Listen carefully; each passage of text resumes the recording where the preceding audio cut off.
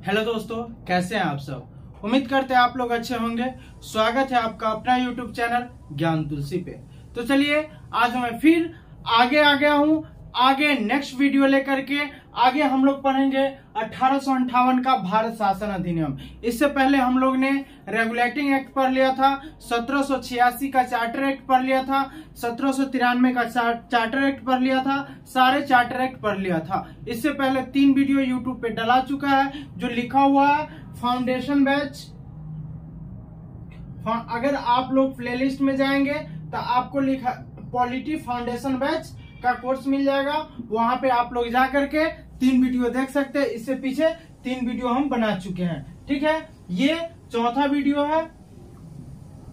अब इसमें हम लोग पढ़ेंगे कि भारत शासन अधिनियम 1858 का भारत शासन अधिनियम, और यह इसे भारत परिषद अधिनियम के भी नाम से जाना जाता है। भारत परिषद अधिनियम के नाम से भी इसे जाना जाता है। 1858 का भारत शासन अधिनियम, या आप इसे 1858 का भारत परिषद अधिनियम भी कह सकते हैं। इस अधिनियम के द्वारा कहा गया कि 1857 का विद्रोह ईस्ट इंडिया कंपनी के व्यवस्था के लिए एक घातक झटका साबित हुआ। 1858 ईस्वी में 1857 ईस्वी में एक सिपाही विद्रोह हुआ था जिसके नेतृत्वकर्ता मंगल पांडे थे। जिसके नेतृत्वकर्ता क्या थे? मंगल पांडे थे।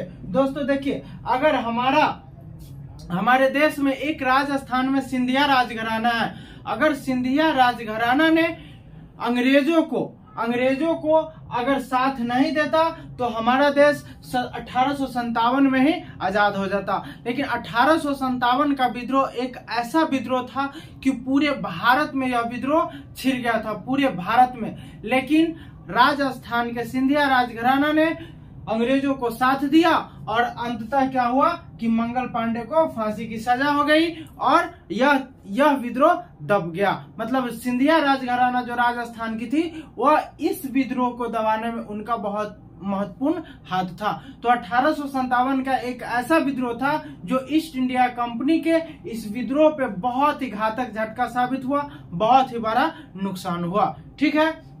इस अधिनियम को भारत शासन को बेहतर बनाने का अधिनियम भी कहा जाता है। अब देखिए, इस अधिनियम को भारत शासन के बेहतर बनाने का अधिनियम क्यों कहा जाता है? क्योंकि यह विद्रोह इतना ही तेजी से हो गया था कि इसके बाद एक ऐसा कानून ब्रिटिश सरकार द्वारा लाया गया, ऐसा कानून कि यह एक मजबूत कानून होनी चाहिए। इसीलिए भारत शासन अधिनियम को क्या किया, एक ऐसा कानून, बेहतर कानून बनाने का खुद से प्रयास किया गया। तो नेक्स्ट है, इस अधिनियम के द्वारा भारत के शासन को कंपनी के हाथों से निकालकर ब्रिटिश क्राउन को सौंप दिया गया।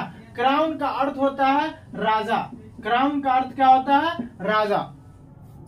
1857 का विद्रोह एक ऐसा विद्रोह था जो पूरे भारत में छिड़ गया था। लेकिन आपको बताया कि सिंधिया राजघराना ने अंग्रेजों को साथ दिया और 1857 का विद्रोह दब गया। यह एक ऐसा विद्रोह था, या उसके बाद ब्रिटिश राजा ने क्या किया, एक ऐसा कानून बनाया, इतनी सख्त कानून बनाया, और उसके बाद क्या किया गया कि ब्रिटिश राजा ने क्या किया, ईस्ट इंडिया कंपनी को कहा कि अब तुम भारत पे शासन नहीं करोगे। अब ईस्ट इंडिया कंपनी की जितनी शासन भारत पर रहेगी वो अब किसके हाथ में चला जाएगा? तो ब्रिटिश क्राउन का। अब भारत पे ईस्ट इंडिया कंपनी शासन नहीं करेगी। अब भारत पे कौन सा शासन करेगा? तो ब्रिटिश क्राउन, ब्रिटेन के राजा, ठीक है। इसी अधिनियम के द्वारा भारत के गवर्नर जनरल का नाम बदलकर भारत का वायसराय कर दिया गया। आपके एग्जाम में क्वेश्चन आते हैं कि भारत के गवर्नर जनरल को भारत का वायसराय कब नाम दे दिया गया? तो 1858 का भारत शासन अधिनियम के द्वारा। नेक्स्ट है, इस तरह लॉर्ड कैनिंग भारत का अंतिम गवर्नर जनरल तथा प्रथम वायसराय बने। इस तरह लॉर्ड कैनिंग भारत के प्रथम वायसराय तथा अंतिम गवर्नर जनरल बने। अब सुनिए मेरी बातों को। देखिए, अगर पूछे ईस्ट इंडिया कंपनी के प्रथम गवर्नर कौन थे, तो Robert Clive. East India company के प्रथम गवर्नर जनरल कौन थे?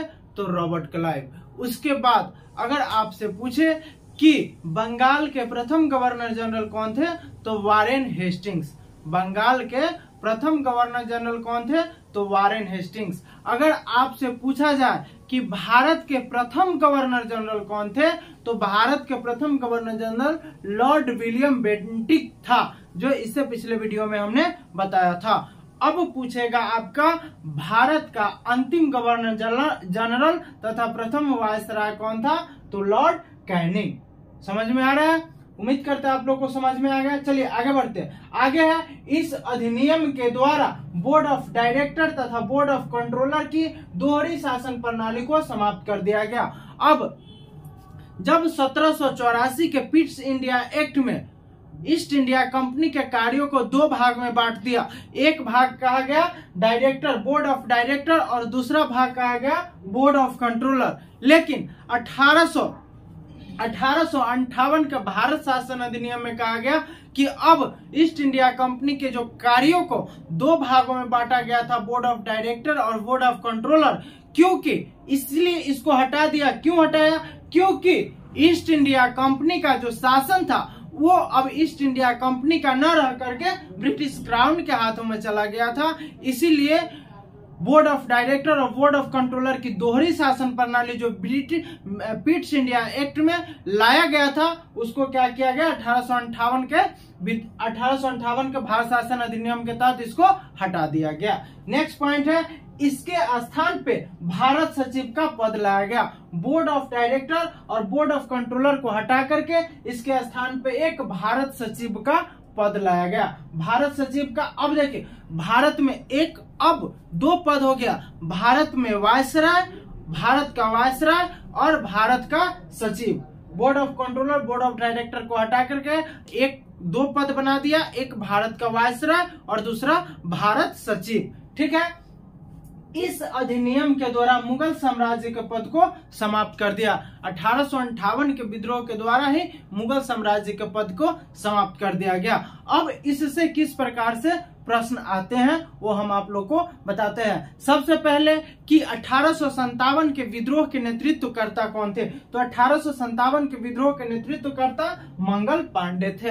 1857 के विद्रोह के नेतृत्वकर्ता कौन थे? तो मंगल पांडे थे। नेक्स्ट क्वेश्चन, अब पूछेगा निम्नलिखित में से किस अधिनियम के द्वारा, निम्नलिखित में से किस अधिनियम के द्वारा ब्रिटिश क्राउन के द्वारा ब्रिटिश ईस्ट इंडियन कंपनी को शासन को छीन करके अपने हाथों में ले लिया गया? तो 1858 का भारत शासन अधिनियम। नेक्स्ट क्वेश्चन, किस अधिनियम के द्वारा, निम्नलिखित में से किस अधिनियम के द्वारा भारत के गवर्नर जनरल का पद नाम बदल करके वायसराय कर दिया गया? तो 1858 के भारत शासन अधिनियम। एक क्वेश्चन और आपके एग्जाम में पूछेगा कि किस अधिनियम के द्वारा मुगल साम्राज्य का पद को समाप्त कर दिया गया? तो 1858 के भारत शासन अधिनियम के द्वारा मुगल साम्राज्य का पद को हटा दिया गया। आपको पूछेगा कि निम्नलिखित में से किस अधिनियम के द्वारा बोर्ड ऑफ कंट्रोलर तथा बोर्ड ऑफ डायरेक्टर की दोहरी शासन प्रणाली को हटा करके उसके जगह पे एक भारत सचिव का पद लाया गया? तो 1858 के भारत शासन अधिनियम के तहत। उम्मीद करते हैं आप लोग को बहुत अच्छा समझ में आएगा, क्योंकि हमने सब कुछ बता दिया कैसे हुआ और किस प्रकार से क्वेश्चन एग्जाम में आते हैं वो भी हमने बता दिया है। अब हम लोग चलेंगे नेक्स्ट, भारत शासन या भारत परिषद अधिनियम 1861। भारत शासन और उसको भारत परिषद अधिनियम भी कह सकते हैं, 1861। इस अधिनियम के द्वारा विभागीय प्रणाली अर्थात मंत्रिमंडल का गठन किया गया।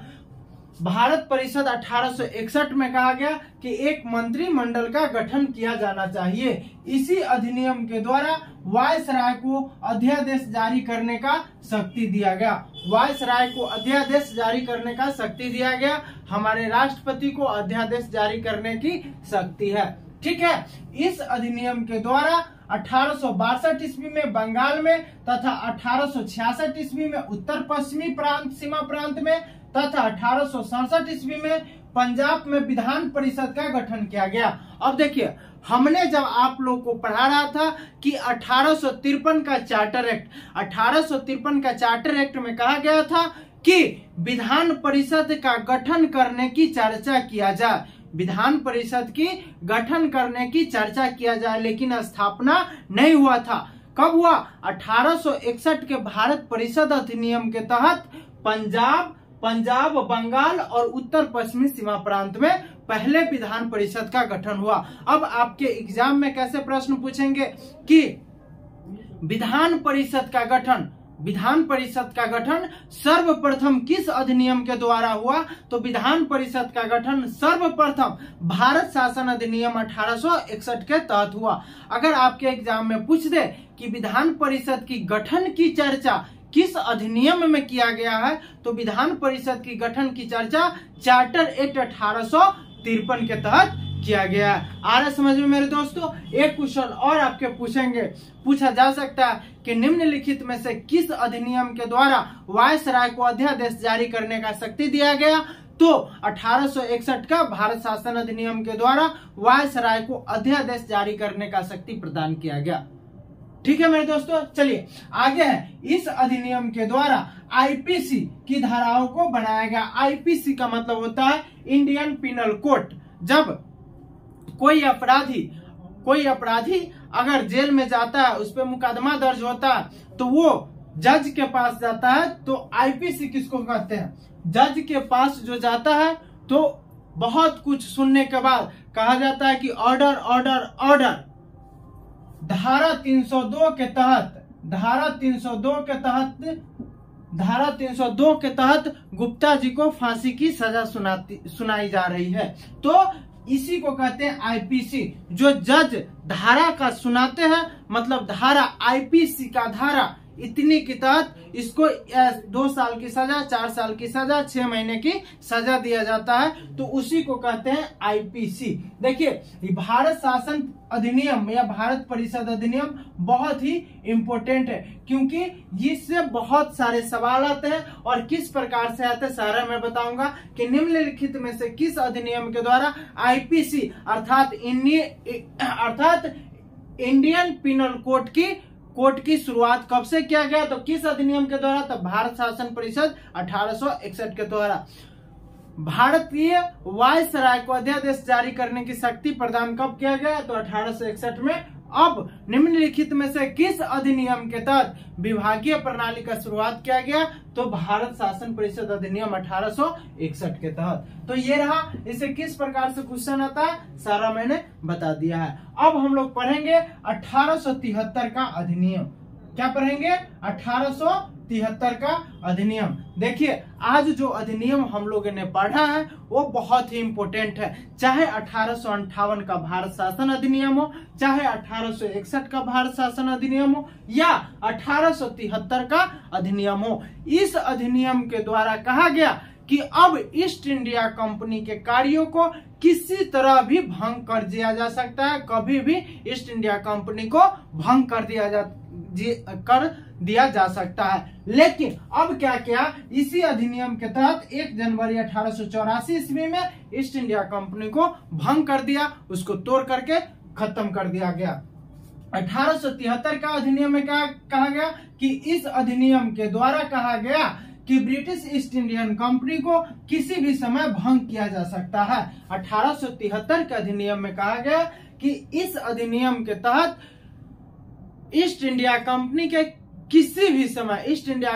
किसी भी समय भंग कर दिया जा सकता है। और वही हुआ, 1 जनवरी 1884 ईस्वी को ईस्ट इंडिया कंपनी को भंग कर दिया गया और पूरे शासन ब्रिटिश क्राउन अपने हाथों में ले लिया। तो आज का जो 1858 का भारत शासन अधिनियम या 1861 का भारत शासन अधिनियम या 1873 का अधिनियम, ये तीनों बहुत ही इम्पोर्टेंट है। आप लोग इसको जितना चाहे पढ़ लीजिए, याद कर लीजिए, 2-3 बार वीडियो देख लीजिए, आपके माइंड में एंट्री कर जाएगा। उसके बाद कभी भी आप लोगों से एग्जाम में प्रश्न नहीं छूटेगा, क्योंकि ये सारे इंपॉर्टेंट पॉइंट है, सारे वीवीआई पॉइंट है, चाहे ये हो और ये हो। एक बार मैं फिर दोहरा देता हूँ कि 1858 के भारत शासन अधिनियम के तहत भारत में वायसराय का पद हटाकर, गवर्नर जनरल का पद हटा करके वायसराय का पद दे दिया गया। 1858 के भारत शासन अधिनियम के तहत ही क्या ब्रिटिश ईस्ट इंडियन कंपनी के शासन शासन को हटा करके ब्रिटिश क्राउन को सौंप दिया गया, ब्रिटिश क्राउन के हाथों में सौंप दिया गया। इसी अधिनियम के द्वारा भारत के गवर्नर जनरल का नाम बदल करके भारत का वायसराय किया गया। इस तरह लॉर्ड कैनिंग भारत का अंतिम गवर्नर जनरल तथा प्रथम वायसराय बने। इस अधिनियम के द्वारा बोर्ड ऑफ डायरेक्टर तथा बोर्ड ऑफ कंट्रोलर की दोहरी शासन प्रणाली को समाप्त कर दिया गया। इसके स्थान पर भारत सचिव का पद रखा गया। इस अधिनियम के द्वारा मुगल साम्राज्य के पद को समाप्त कर दिया गया। अब आया भारत शासन परिषद अधिनियम 1861। इस अधिनियम के द्वारा विभागीय प्रणाली अर्थात मंत्रिमंडल का गठन किया गया और इस अधिनियम के द्वारा वायसराय को अध्यादेश जारी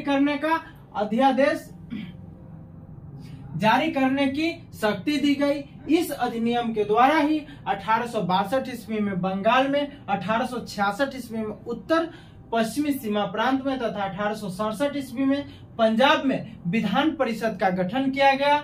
इसी अधिनियम के द्वारा आईपीसी इंडियन पिनल कोड की धाराओं को बनाया गया। अब 1873 का अधिनियम, इस अधिनियम के द्वारा कहा गया कि ब्रिटिश ईस्ट इंडियन कंपनी को किसी भी समय भंग किया जा सकता है और वही हुआ। 1 जनवरी 1884 ईस्वी को ब्रिटिश ईस्ट इंडियन कंपनी को भंग कर दिया गया। तो ये रहा आज की क्लास। फिर मिलेंगे नेक्स्ट क्लास में। उम्मीद करते हैं आप लोग को बहुत अच्छा समझ में आया होगा और हम रोज बताते हैं, इसका स्क्रीनशॉट ले लीजिए और स्क्रीनशॉट लेने के बाद आप क्या कीजिए, आप अपने नोटबुक में इसको छाप लीजिए और पढ़िए और फिर वीडियो देखिए और आपके दिमाग में पूरा सेट हो जाएगा। और कौन सा क्वेश्चन किस प्रकार से आता है सारा मैंने आप लोग को बता दिया है। तो उम्मीद करते हैं आपको ये वीडियो बहुत अच्छा लगा होगा। अगर आप सीतामढ़ी से हो, मैं फिर से एक बार और बताता हूं कि अगर आप सीतामढ़ी से हो तो हजारीनाथ मंदिर के बगल में मेरा ऑफलाइन क्लास चलता है, आप वहां ज्वाइन कर सकते हैं। कॉन्टेक्ट नंबर है 6207108178। अगर आप सीतामढ़ी से हो तो आप वहां पे क्लास ऑफलाइन ज्वाइन कर सकते हो। ज्ञान तुलसी जीएस एकेडमी के नाम से सीतामढ़ी में क्लास चल रही है और यूट्यूब चैनल का भी नाम ज्ञान तुलसी जीएस एकेडमी है। तो उम्मीद करते हैं आप लोग को बहुत अच्छा से समझ में आया होगा और याद भी हो गया होगा। मैं आपको एक बार फिर बताना चाहता हूं कि आप एक बार हमसे पूरा सब्जेक्ट पढ़िए और उसके बाद आप किसी भी एग्जाम का क्वेश्चन बैंक उठाइए, किसी भी एग्जाम का सेट उठाइए। अगर मेरे पढ़ाए हुए सब्जेक्ट से एक भी क्वेश्चन छूट गया तो फिर आप हमको कह सकते हैं, कमेंट बॉक्स में भी कह सकते हैं या कॉल करके भी कह सकते हैं। अगर आपको कोई सवाल हो तो आप कमेंट बॉक्स में लिख दीजिए, मैं नेक्स्ट वीडियो में उस सवाल का जवाब दे दूंगा। अभी तो ऑनलाइन डायरेक्ट लाइव की सुविधा नहीं है, धीरे धीरे मैं प्रयास करूंगा कि लाइव आने का प्रयास धीरे धीरे मैं करूंगा। ठीक है, चलिए अगर आपको वीडियो अच्छा लगे तो लाइक कीजिए, सब्सक्राइब कीजिए और अपने दोस्तों को भी शेयर कीजिए। मिलते हैं नेक्स्ट वीडियो में एक नई उम्मीद के साथ, एक नई शक्ति के साथ, एक नया ऊर्जा के साथ। तब तक के लिए